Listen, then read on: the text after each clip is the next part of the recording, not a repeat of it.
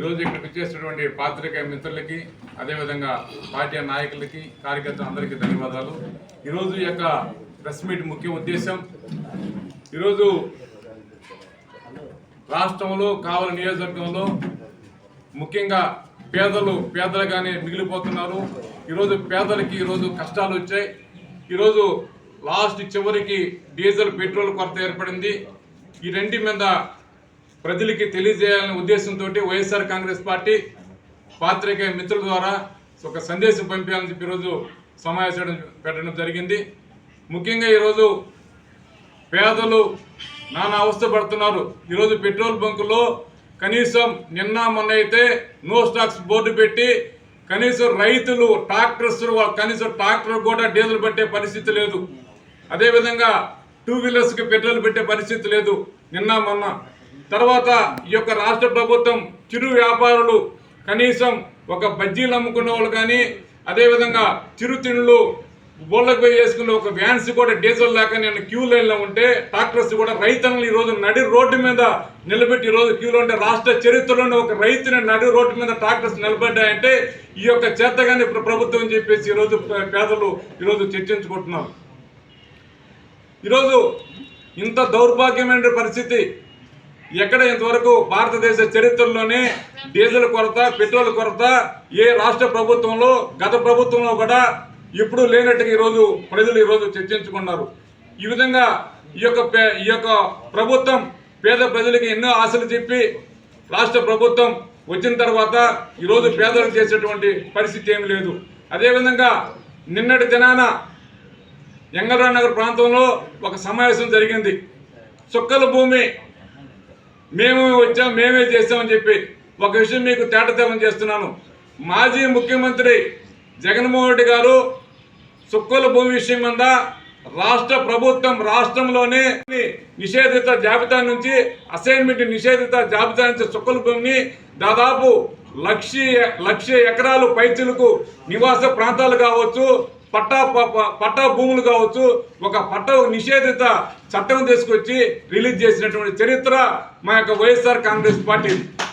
కానీ ఈ ప్రభుత్వం వచ్చిన తర్వాత నిన్నటి సమావేశం నిన్నటి దినాన మేమే చేసామని చెప్పి ఒక అభూత కల్పన, అసత్యాలు కొంచెం చెప్పడం జరిగింది.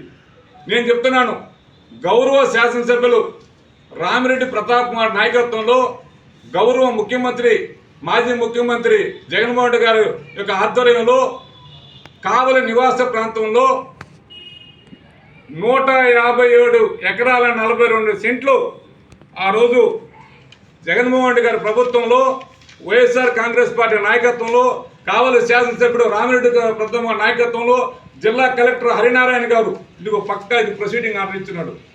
చుక్కల భూమి కింద కావలి పట్టణంలో, కావలి నియోజకవర్గ ఎమ్మెల్యేల చరిత్రలో, రాష్ట్ర ప్రభుత్వ చరిత్రలో, ఎంగనగర్ ప్రాంతంలో, అదేవిధంగా కిస్టిన్పేట, కావలి పట్టణం మొత్తంలో కూడా నిషేధిత జాబితా నుంచి తొలగించినటువంటి జీవో ఇది. నిన్నటి సమావేశంలో ఈ చర్చే లేదు. మేమేం చేసాం 2,000 కుటుంబాలకి న్యాయం చేశామని చెప్తున్నారు. 2,000 కుటుంబాలు, నేను కూడా ఆశ్చర్యపోయినా. 2,000 కుటుంబాలు ఎక్కడ ఉన్నాయి?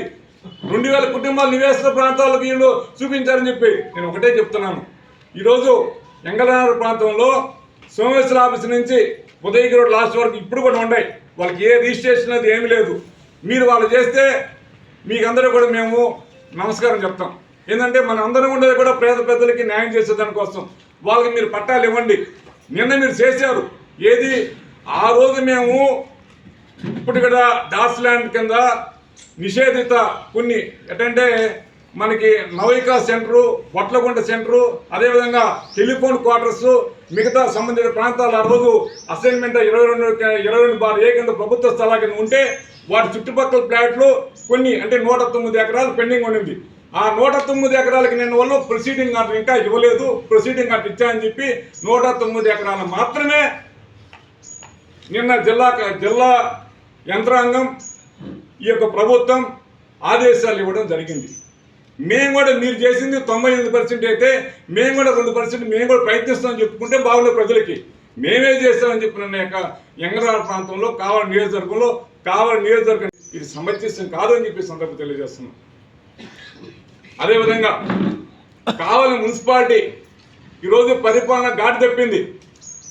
ఈరోజు శానిటేషన్ అంటే అస్తవ్యస్తంగా ఉంది. ఈరోజు కావలి పట్టణంలో శానిటేషన్ విభాగంలో 2 శానిటేషన్ ఇన్స్పెక్టర్ పోస్టులు ఉంటే ఈరోజు ఆ శానిటేషన్ ఇన్స్పెక్టర్ పోస్టు కూడా ఈరోజు భర్తీ చేయని పరిస్థితి ఈరోజు కావలి పట్టణంలో ఉంది.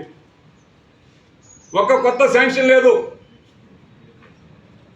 దయచేసి మేము పేద ప్రజల తరపున, అదేవిధంగా వర్తకుల తరపున, కర్షకుల తరపున, అందరి తరపున ఈ యొక్క ప్రభుత్వానికి పెద్దలకి అందరూ తెలియజేస్తున్నాం. మీరు మంచి పరిపాలన చేయండి. ఈరోజు శానిటేషన్ అస్తవ్యస్తంగా ఉంది. ఈరోజు కనీసం ఆయిల్ బాల్స్ కూడా ఈరోజు స్ట్రైట్ లైన్ చేసే పరిస్థితి లేదు. ఈ యొక్క ప్రభుత్వంలో ఒక మంచి పని చేసినట్టు పరిస్థితి లేదు.